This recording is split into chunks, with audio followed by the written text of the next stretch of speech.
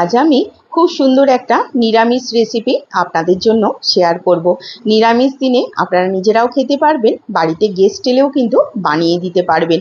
খুব সুন্দর খেতে হয় আর বানানোও কিন্তু খুবই সোজা।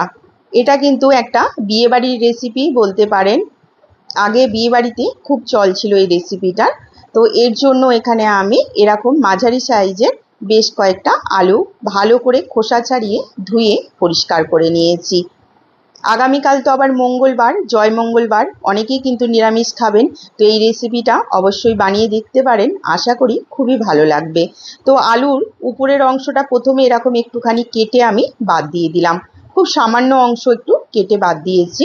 এবার আলুর খোসা ছাড়ানোর যে পিলারগুলো হয় না, সেইগুলো দিয়ে ভেতরের অংশটা আমি ভালো করে স্কুপ করে বার করে নেব।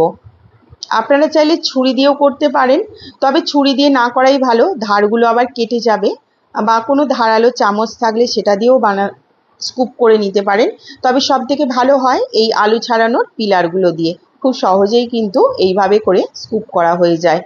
একটু সাবধানে স্কুপ করতে হবে, যাতে আলুর গাটা কোনোভাবে কেটে বা ফেটে না যায়, বা আলুর যে নিচের অংশটা আছে সেটাও যেন কোনোভাবে ছিদ্র হয়ে না যায়। খুব সহজেই কিন্তু স্কুপ করা হয়ে যাবে। অবশ্যই কিন্তু কাঁচা অবস্থাতেই আলু স্কুপ করবেন। সেদ্ধ করে আলু যদি স্কুপ করতে যান তাহলে কিন্তু হবে না, আলু ভেঙে যাবে পুরো।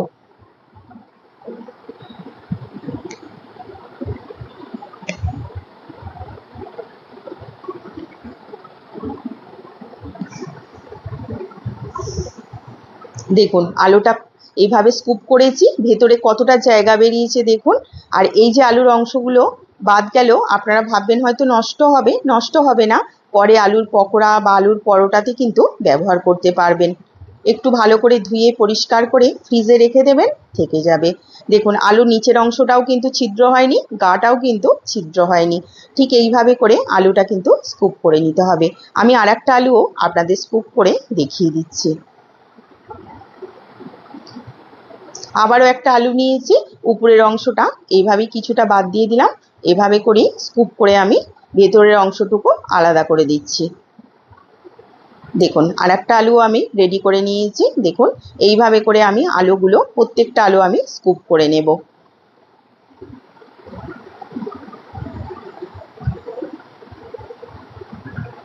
আমি সব কটা আলু একইভাবে রেডি করে নিয়েছি।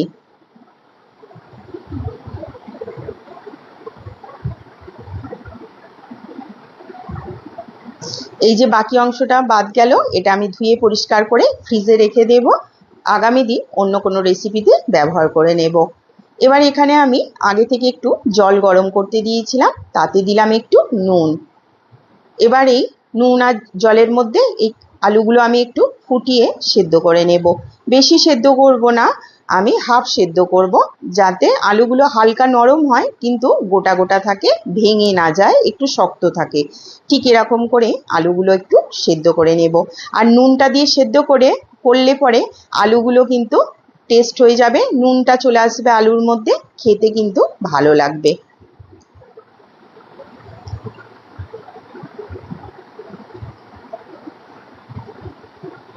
আলুগুলো কিন্তু সেদ্ধ হয়ে গেছে, আমি এবার একটু জল ঝরিয়ে ঠান্ডা করতে দেব।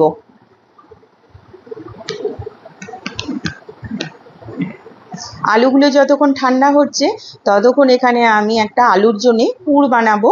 তার জন্য এখানে নিয়েছি আমি ছানা। যেহেতু নিরামিষ তো আমি ছানা দিয়েই বানাবো। তো আমি এখানে ঘরে বানানো ছানা নিয়েছি, আমি এই ছানাটা ঘরে নিজে বানিয়ে নিয়েছি। আপনারা চাইলে বাজারের যে পনির সেটাও নিতে পারেন, তখন একটু গ্রেট করে নেবেন। কড়াইয়ে অল্প মতো একটু সর্ষের তেল গরম করেছি, আঁচটা একদম কমিয়ে দিয়েছি। ফোড়নে দিচ্ছি 1 চামচ মতো গ্রেট করা আদা। প্রথমে আদাটা একটু তেলের সাথে নাড়াচাড়া করে নেব, যাতে আদার পুরো ফ্লেভারটা এই তেলের মধ্যে চলে আসে, তাহলে পুরো মশলার মধ্যে আদার ফ্লেভারটা কিন্তু খুব সুন্দর আসবে। এবার 1 বাটি মতো যে আমি ছানা নিয়েছি সেই ছানাটা পুরোটা এর মধ্যে দিয়ে দেব।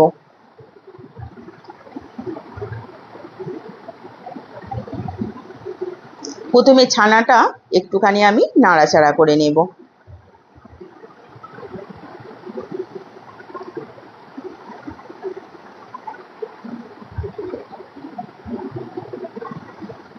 দিচ্ছি পরিমাণ মতো একটু নুন, আর দিচ্ছি একটু কিশমিশ, দিচ্ছি একটুখানি কাজু।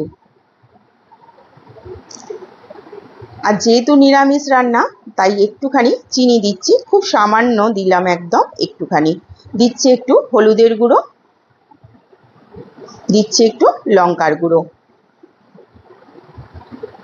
সাথে দিচ্ছি ধনে পাউডারের গুঁড়ো, আর দিচ্ছি জিরে পাউডারের গুঁড়ো, আর সব শেষে দিচ্ছি একটু গরম মশলার গুঁড়ো। ভালো করে পুরটা নাড়াচাড়া করে একদম শুকনো মতো বানিয়ে নেব। পুর কিন্তু একদম রেডি হয়ে গেছে, নামিয়ে ঠান্ডা করতে দিচ্ছি। ততক্ষণ একটা মশলা তৈরি করব। মিক্সিং জারে দিলাম কয়েক টুকরো আদা, দিচ্ছি একটু পোস্ত, দিচ্ছি একটুখানি চারমগজ, আর দিচ্ছি একটু কাজু বাদাম, দিচ্ছি একটু ছোট এলাচ,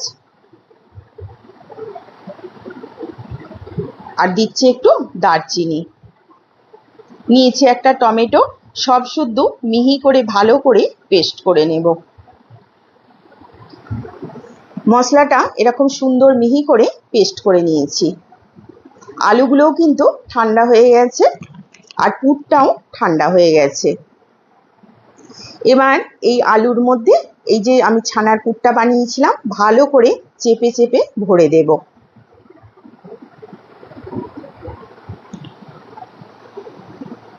ঠিক এইভাবে করে সব কটা আলু আমি রেডি করে নেব। সব কটা আলু পুর ভরে কিন্তু একদম রেডি হয়ে গেছে। কড়াইয়ে আবারও একটু সর্ষের তেল গরম করেছি, একটুখানি হলুদ দিয়ে দিচ্ছি। এবার পুর ভরা আলুগুলো আমি একটুখানি ভেজে নেব। সেদ্ধই আছে, খুব একটা সময় লাগবে না, একটু হালকা মতো ভেজে নিলেই হবে। আর গরম তেলে একটুখানি হলুদ দিলাম, তাহলে আলুগুলোর মধ্যে খুব সুন্দর একটা ভাজার সময় কালার চলে আসবে। এবার একটুখানি হালকা হাতে উল্টে পাল্টে এরকম গোল্ডেন কালার করে ভেজে নেব। আমার আলুগুলো ভাজা হয়ে গেছে, তুলে নিচ্ছি। দেখুন আলুগুলো ভাজা হয়ে গেছে, কিন্তু পুরগুলো একটুও কিন্তু বার হয়নি। এবার ওই তেলের মধ্যেই ফোড়নে একটু গোটা গরম মশলা দিলাম, আর যে মশলাটা আমি পিষেছিলাম সেটা এর মধ্যে পুরোটা দিয়ে দিচ্ছি।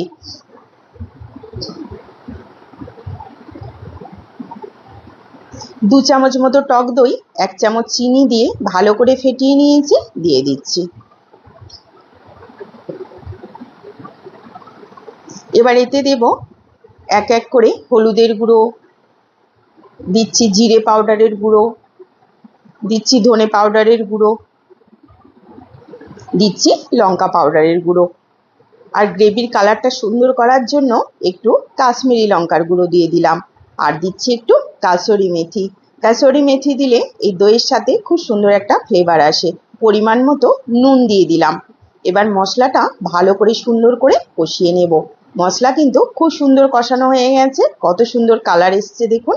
এবার একটু জল দিয়ে দিচ্ছি। সব শেষে একটুখানি গরম মশলার গুঁড়ো দিচ্ছি। গ্রেভি কিন্তু ফুটে গেছে। এবারে পুর ভরা ভেজে রাখা আলুগুলো গ্রেভির মধ্যে দিয়ে একটু গ্রেভিটা ফুটে ঘন হয়ে গেলেই নামিয়ে নেব। বাস, গরম গরম স্টাফড আলুর দম একদম কিন্তু খাওয়ার জন্য রেডি। যে কোনো নিরামিষ দিনের জন্য নিজেরা হোক বা বাড়িতে আসা অতিথির জন্য বানাতেই পারেন, দারুণ খেতে লাগে।